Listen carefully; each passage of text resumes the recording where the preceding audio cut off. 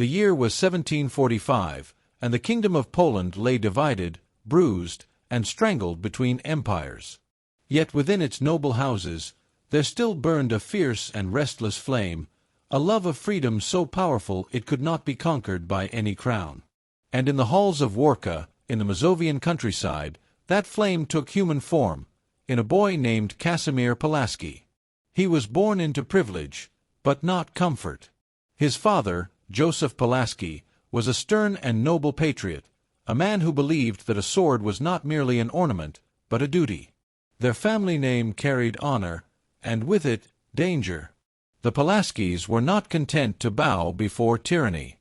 As a child, Casimir would stand by the window of his family's estate, watching soldiers ride across the fields, their armor glinting in the sun.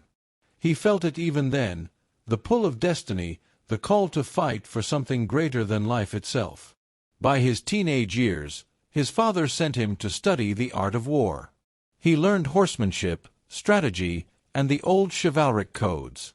But the young Pulaski was not content with books or ceremony. He wanted battle. He wanted the world to burn with the same fire that burned in him. That fire would soon find its battlefield. In 1768, when Pulaski was just 23, Poland erupted in resistance. The Confederation of Bar, a movement of nobles who refused to kneel before Russia's domination, took up arms to defend their country's freedom and faith. Among them rose Casimir Pulaski, tall, fierce, and unafraid. While many older lords spoke of caution, Pulaski demanded action. He rode at the front of the charge, his saber flashing, his voice carrying over the gunfire, rallying men twice his age. His courage made him a legend, even among his enemies. For 2 years, he led daring raids against overwhelming Russian forces. His cavalry struck like thunder, appearing from the forests, vanishing before the muskets could reload. He became known for his speed, discipline, and audacity, commanding loyalty through courage, not birthright. But bravery has a price. By 1771, the Polish resistance was crushed. Betrayal and blood filled the streets of Warsaw. Pulaski was accused, falsely, of plotting against the Polish king, Stanislav II August. With enemies closing in and a price on his head, Pulaski was forced to flee his homeland. He left behind his family's estates, his wealth, his flag, everything. He crossed borders under false names, hunted as an outlaw. In one night of storm and smoke, he looked back for the last time upon the Polish plains, whispering, "If I cannot fight for Poland's freedom, then I will fight for freedom wherever it lives." Exile is a cruel fate for a soldier.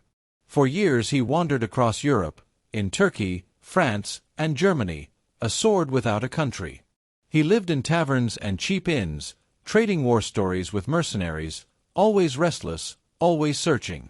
But fate, it seemed, was not finished with him. In 1776, while revolution blazed across the Atlantic, word reached him of a new nation being born, a nation that dared to challenge kings, that spoke of liberty as a right, not a privilege. And among those who had heard of Pulaski's courage was Benjamin Franklin, then serving as America's diplomat in Paris. Franklin wrote to him, offering a chance to fight again, not for a crown, but for an ideal.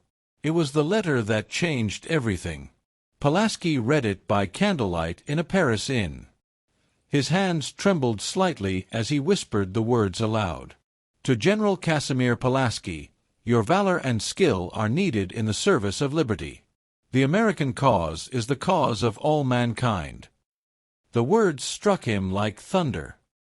He rose from his chair, eyes blazing, and said to the startled innkeeper, "Tell them, the son of Poland rides for freedom once more." And so began his journey, from the ashes of Poland to the battlefields of America. A soldier without a country, but with a cause greater than any nation. He would fight not for land or crown, but for the dream of liberty itself. The Polish flame that had nearly died in exile was burning again, brighter than ever. Paris, 1777. The City of Lights was alive with whispers of revolution. In salons and coffee-houses, Philosophers spoke of liberty, scientists dreamed of progress, and soldiers without nations dreamed of redemption. In one dimly lit tavern, a lone figure sat by the fire, tall, broad-shouldered, with sharp blue eyes that carried both pride and sorrow. It was Casimir Pulaski, the Polish exile who had once defied an empire. His uniform was faded, his boots worn, but his spirit was unbroken.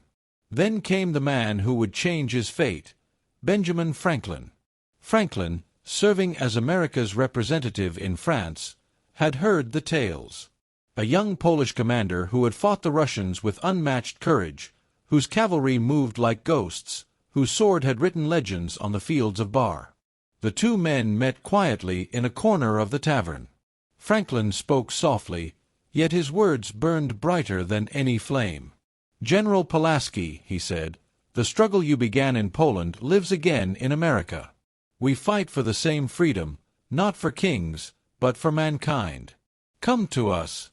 Help us teach our soldiers what true courage means." Pulaski listened in silence, his gaze fixed on the flickering fire. He thought of his homeland, lost, of his brothers, buried, of his cause, betrayed. And then he nodded. "If liberty still breathes anywhere on this earth," he said, "then I will fight for it. Tell your General Washington that I come, not as a mercenary, but as a brother." The voyage to America was brutal. Storms tore at the ship as it crossed the Atlantic. The winds howled like the ghosts of fallen comrades. But Pulaski stood on the deck, face to the rain, watching the endless horizon. He was not sailing away from home. He was sailing toward purpose. When he arrived in Boston in July 1777, the war had entered its darkest hours. The Continental Army was battered, outnumbered, and weary. But when the foreign soldier stepped onto American soil, his boots sinking into the mud, he felt the pulse of freedom beneath his feet. Pulaski wasted no time. He rode to meet General George Washington, then encamped near the Brandywine River in Pennsylvania. The first meeting between the two men was legendary. Washington, tall and composed, looked upon the foreign officer with curiosity. Pulaski bowed, his accent thick but his conviction clear. "I came here where freedom is being defended," he said, "to serve it and to live or die for it." Washington studied him for a moment, then smiled faintly. "We shall see, General. We shall see." But it wouldn't take long for America to see his worth. Weeks later, in September 1777, the British Army launched a surprise attack at Brandywine Creek. Washington's lines began to crumble. Confusion spread like wildfire. The British cavalry charged. The American flank was collapsing. Pulaski saw it from a hilltop. Without orders, he mounted his horse, drew his saber, and charged headlong into the chaos. His voice thundered over the battlefield, sharp, commanding, alive. "Follow me! Ride for Washington!" Dozens of American riders followed, inspired by his fearlessness. Pulaski's cavalry smashed into the British flank, buying Washington the precious minutes needed to regroup and retreat. It was a desperate act, and it saved the army.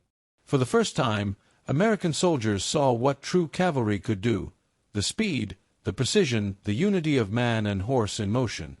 It was not just a charge, it was a message. Freedom needed courage as fierce as fire. When the smoke cleared, Washington approached him and said quietly, "General Pulaski, you have saved the American army today." And from that moment, Casimir Pulaski became a legend, the foreign knight who had ridden through cannon smoke to save a new nation.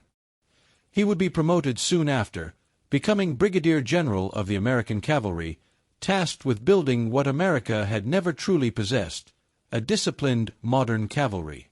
But for Pulaski, this was not about rank or title. It was about purpose. At last, the warrior who had lost his homeland had found a new one, not bound by borders, but by ideals. As he looked across the American plains, he whispered to himself in Polish, "The soil is foreign, but the freedom is familiar." And from that moment, His life and blood belonged to the United States of America. The rain had turned the ground to mud. The American camps stretched thin across the Pennsylvania hills, weary from retreat and hunger. Yet among the soldiers, whispers spread, whispers of the tall, fearless foreigner who rode with the storm and saved General Washington's army at Brandywine. They said he fought like lightning. They said he rode as if born of the wind. They said his saber gleamed like vengeance itself. His name passed from campfire to campfire. Casimir Pulaski, the Polish noble who had defied kings, crossed oceans, and now fought beneath a flag that was not yet a nation. In the early days of 1778, George Washington summoned him to headquarters. The general had seen enough. Pulaski's courage at Brandywine had not only saved the army, it had inspired it. Washington looked at the tall, sharp-featured man before him. "General Pulaski," he said, "America owes you more than words. I wish to place you where your talents can serve best, in command of the cavalry." Pulaski bowed deeply. "I accept, sir, but I ask for one thing, the freedom to build it my way." Washington's expression softened. He had seen what Pulaski could do with disorganized troops. He nodded slowly. "Then let it be done. Form us a cavalry worthy of liberty." And thus, in February 1778, by order of Congress, Casimir Pulaski was made Brigadier General and Chief of the American Cavalry. But when Pulaski arrived at his new command, he found chaos. Horses were untrained, supplies scarce, and soldiers without discipline. Some had never ridden before. They were brave but raw. Pulaski looked at them, farmers, blacksmiths, tailors, boys with calloused hands and no armor. He dismounted, walked among them, and said in his heavy accent, "You will not fight like knights, but you will ride like thunder." From dawn until dusk, he drilled them relentlessly. He taught them how to move as one body, how to strike fast and vanish before the enemy could react. He introduced European tactics, formations unseen in the colonies, merging speed, precision, and surprise. He trained them to ride with grace and fury. He made them soldiers of steel and soul. Soon, they began to move differently, their lines sharp, their morale fierce. The ragged riders of America were becoming Pulaski's legion, an elite strike force that would carry the name of liberty wherever the wind took them. But before Pulaski could perfect his legion, war found him. In October 1778, Pulaski led his newly formed cavalry to Egg Harbor, New Jersey. British troops and Loyalists had been raiding coastal settlements, and Pulaski's men were sent to stop them. The night was dark and wet, the air heavy with the smell of gunpowder and salt. Pulaski's camp lay hidden among the dunes. His men slept lightly, horses restless. But unbeknownst to them, a British Loyalist spy had betrayed their position. At midnight, musket fire shattered the silence. Flames tore through the camp. Men scrambled from their tents as bullets whistled past. Horses reared in terror. Pulaski, already awake, leapt to his saddle. His voice cut through the chaos. "Form ranks. Hold your ground." He charged straight into the ambush, saber flashing under the moonlight. The British expected confusion. They got fury. Though outnumbered, Pulaski's riders counterattacked with ferocity. They fought through smoke and sand, cutting through the enemy like a storm. But it was too late to save the camp. Egg Harbor was a brutal night. Many of Pulaski's men fell, their tents and stores burned. Still, Pulaski rode out alive, his sword bloodied but unbroken.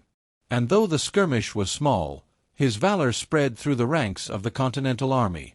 They began to call him something new, the Knight of Liberty. After Egg Harbor, Congress allowed him to form his own independent cavalry unit, the Pulaski Legion. It would be a blend of infantry and cavalry, modeled after the fast, mobile forces of Europe. He gathered men from across nations, Americans, Poles, Germans, Frenchmen. Soldiers who had nowhere else to go, but something to prove. They trained harder than any other unit. Pulaski drilled them not just in combat, but in discipline. He rode with them daily, his voice echoing across the fields. Courage without order is chaos. Speed without control is death. But when courage and order ride together, no army can stand before them. His legion's banner was red, with a golden eagle, the symbol of both Poland and freedom. Wherever it flew, hope rose among the ranks. He funded his legion from his own purse, spending what little wealth he had left from his noble days. He slept in tents beside his soldiers, ate their meager rations, and shared in their hardships. They followed him not just because he commanded, but because he believed. He wasn't an American by birth, but by choice. And that choice burned brighter than any flag. By 1779, Pulaski's legion had become the spear of the Revolution's southern front. Sent to South Carolina to defend Charleston against British attack, Pulaski rode through the swamps and backroads with relentless determination. The heat was suffocating, the terrain unforgiving. But Pulaski's riders learned to move like shadows, striking supply lines, ambushing patrols, disappearing before the enemy could react. When Charleston came under siege, Pulaski led the counterattack himself. He fought not from behind the lines, but at the front, always first to charge, always last to retreat. His horse was shot from under him twice. His cloak was torn by musket fire. Yet he refused to yield. An American soldier later wrote, "Pulaski rode as if death were afraid of him." By now, even the British had learned his name, and feared it. To them, Pulaski was the foreign devil on horseback, the man who appeared from nowhere and vanished into the trees like a ghost. But beyond battle, Pulaski's influence reshaped the very idea of American cavalry. Before him, riders were merely scouts or messengers. After him, they were a weapon, swift, organized, deadly. His teachings became the foundation of American mounted warfare. His methods, shock tactics, flanking maneuvers, rapid redeployment, would echo in every cavalry charge of future wars. George Washington once wrote to Congress, "General Pulaski's knowledge and zeal are of the greatest benefit to our cause." Pulaski had not only earned Washington's respect, he had earned his friendship. And though still an outsider, Pulaski began to feel something he hadn't known since the days of the Bar Confederation: belonging. In America, he found not just a war, but a purpose that made the blood in his veins feel noble again. As 1779 turned to autumn, one final campaign awaited, a battle that would decide his destiny and immortalize his name. He would ride one last time into the heart of cannon fire, not for a crown, not for a nation, but for freedom itself. The year was 1779. The American Revolution burned in its fiercest stage. The northern states had survived, but the South was bleeding. Savannah, Georgia, had fallen into British hands, and the dream of liberty was fading under the red banner of the crown. But then, across the storm of despair, came a voice, a foreign voice, proud and defiant. General Casimir Pulaski was not ready to let America die. He had fought for freedom in Poland, watched it crushed beneath foreign boots, and now he would not see liberty die again in this new land he had come to love. He rode to Savannah with his legion, fewer than 300 men, but warriors forged in fire. Alongside him marched the French army under Count d'Estaing, allies sent by King Louis XVI. The combined forces, American and French, planned to retake Savannah from the British in a massive assault. When Pulaski arrived, the air itself seemed thick with tension. The swamps reeked of decay, and British cannon thundered from the city walls day and night. He rode among the lines, his black horse gleaming under the southern sun, his uniform dusty but proud. Soldiers cheered when they saw him. His name had become legend already. To them, Pulaski was more than a man. He was the spirit of resistance itself. His presence was courage. His gaze was command. Yet behind his calm face, Pulaski saw the danger. The Allied forces were uncoordinated. The French officers distrusted the Americans. The Americans were wary of foreign leadership. Pulaski, understanding both worlds, tried to bridge them. He met with Washington's envoys, advised the French generals, and pushed for unity. "We fight for the same liberty," he said. "Let not pride make us slaves again." But pride was not easily silenced. And time was running out. On the morning of October 9, 1779, as dawn crept through the mist, the decision was made. The Allies would storm the British defenses. It was a desperate plan, a frontal attack on entrenched positions, defended by British regulars and Loyalist troops under General Prevost. But Pulaski knew that hesitation was death. He looked toward the city, the spires of Savannah faint against the smoke, and whispered to himself in Polish, "If I must fall, let it be on the soil of freedom." He rode to his men, the Pulaski Legion, proud and battle-scarred. Their horses pawed the ground, restless and ready. Pulaski raised his saber high. "Brothers," he cried, "today we fight not for Poland, nor for France, but for the liberty of mankind. Ride with me, and let the world remember that we lived like lions." The men cheered, the sound echoing like thunder across the marshes. At sunrise, the assault began. French drums rolled, and ranks of blue-coated soldiers advanced through smoke and fire. American troops, led by brave officers like General McIntosh and Colonel Lawrence, surged forward beside them. Cannonballs screamed overhead. Musket volleys tore through the fog. The air filled with the smell of powder and blood. Pulaski watched from horseback, his face grim. The attack was faltering. The troops were bogged down by mud, confusion, and relentless British fire. He could see the line breaking. He could hear the cries of the wounded. He knew that if they fell back now, the revolution itself might crumble. So he made his choice. He spurred his horse forward and called to his cavalry, "With me. Follow me. Ride for liberty." And with that, General Casimir Pulaski charged straight into the storm. The scene was chaos, smoke so thick it hid the sun, men falling by the dozens, cannon roars shaking the ground. But through it all came the thunder of hooves, Pulaski and his legion charging full speed toward the British batteries. Musket fire ripped through the ranks. Horses screamed. Men were thrown from saddles. Yet Pulaski rode on, his saber raised, cloak flying like a banner of defiance. Witnesses later said he seemed unstoppable, a vision of fury and grace, his eyes burning with the light of destiny. He reached the front lines, where the cannon stood like iron beasts. He was rallying his men, shouting orders. "Forward! Take the guns! Freedom or death!" Then a single cannon roared. A blast of iron and flame. Pulaski's horse reared and collapsed. The general fell to the ground, his body torn by grape-shot. His men rushed to him, shouting his name. "General! General Pulaski!" He tried to speak, his voice faint, lips stained with blood. Go on, my brothers! Finish the fight!" They carried him from the field, the battle raging around them. The attack failed. Savannah would remain in British hands.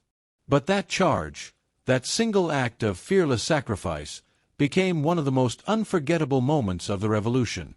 Pulaski was taken aboard an American ship, the Wasp, anchored off the Georgia coast. Surgeons worked to save him, but his wound was mortal. For 2 days, he drifted in and out of consciousness. He refused morphine, asked only for word of his soldiers. When told that his men had survived and fought bravely, he smiled weakly. "Then, I die content," he whispered. On October 11, 1779, Casimir Pulaski breathed his last. He was 34 years old. His comrades wept. Some accounts say he was buried at sea. Others claim he was laid to rest in Savannah soil. Wherever his body lies, his spirit became one with the land he died for. In the years that followed, America never forgot the foreign knight who had given everything for her freedom. George Washington mourned his loss deeply, writing, Pulaski is an officer whose bravery and enterprise are beyond praise. His name was etched into the story of America itself. Towns, counties, and even fortresses were named in his honor.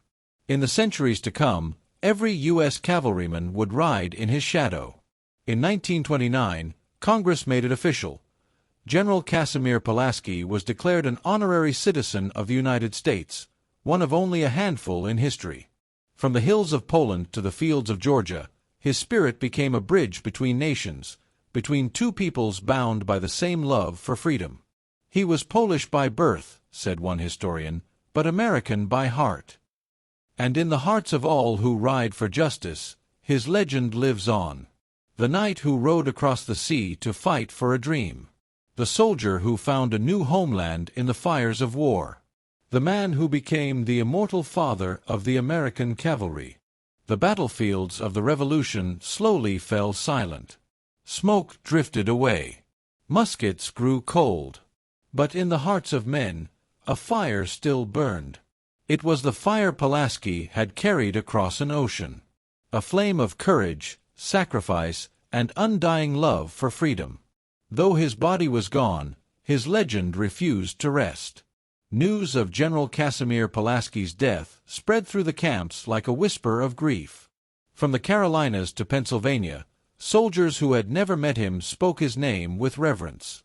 They remembered the tall foreigner with the proud bearing, the man who rode fearlessly into enemy fire, the one who had come not to conquer, but to serve. In Philadelphia, members of Congress rose in silence. Letters of sorrow poured from officers across the continent. General Washington himself wrote, "The loss of General Pulaski cannot be too much regretted. His valor, zeal, and active service have left a void that no man can fill." Among the ranks of the Continental Army, his men wore black armbands. His legion carried his banner one last time in parade, before folding it, blood-stained and torn, to be kept as a sacred relic. For America, he was no longer a stranger. He had become a martyr of liberty. Far away, in the quiet plains of Poland, the news reached the land he had once called home. To his countrymen, Pulaski was already a hero, a freedom fighter who had risen against tyranny and paid the price. Now they learned that their lost son had found a new cause, and died for another people's freedom. Across Polish villages, candles were lit in his memory. Mothers told their children of the noble knight who rode beyond the sea to fight for justice. Pulaski had become more than Polish. He had become universal. A symbol of what it means to fight not for borders, but for ideals. He died a free man, one Polish poet wrote, and in dying made two nations brothers forever. Years turned to decades. The revolution ended, liberty triumphed, and a new nation rose from the ashes. But wherever American cavalry rode, through wars, plains, and distant lands, Pulaski's name rode with them. Fortresses, towns, and counties were named Pulaski, in Georgia, Tennessee, Wisconsin, and beyond. Each was a whisper of his name carried forward by generations who never saw his face, but felt his spirit. In 1825, when Lafayette, another foreign hero of the Revolution, returned to visit the young United States, he stood before Pulaski's monument and saluted. "He fought not for reward, nor for glory," Lafayette said, "but for mankind." In the early 20th century, Americans of Polish descent built churches and schools in his honor. Statues of him rose across cities, New York, Washington, Chicago, each depicting a man on horseback, eyes fixed toward the horizon, forever charging. And then, in 1929, on the 150th anniversary of his death, the U.S. Congress granted Casimir Pulaski honorary American citizenship. It was an act both symbolic and sacred, a final recognition that this foreign son had earned his place among the founders of the nation he had died for. Only a handful in history had received such an honor. Pulaski's name was etched beside those who shaped America's soul. Yet even in death, mystery surrounded him. Some said he was buried at sea from the deck of the Wasp. Others believed his body lay beneath the soil of Savannah. In the 20th century, excavations revealed bones believed to be his, bones that told a strange secret. The skeleton structure suggested Pulaski might have been intersex, biologically unique, neither fully male nor female. But to history, it changed nothing. For courage knows no gender. And Pulaski's bravery was unquestionable, written in the blood and dust of revolution. His remains, whatever their truth, were reburied with military honors. Cannons fired, flags lowered, and across the ocean, both America and Poland mourned him once again. Centuries later, in every parade on Pulaski Day, Polish and American flags fly side by side. Children wave banners. Veterans salute. And somewhere, in the echo of drums and the beat of hooves, the spirit of the cavalry rides again. They ride for the same ideals Pulaski died for.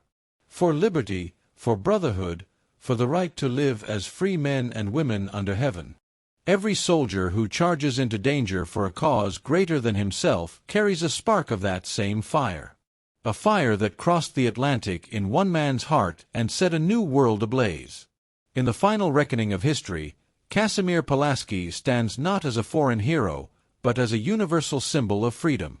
He was born in Poland, fought for France, and died for America, yet he belonged to none of them alone. He belonged to every soul who ever dared to fight tyranny and ride toward justice. He had no homeland when he came to America. But when he fell at Savannah, he gave America a soul that will never fade.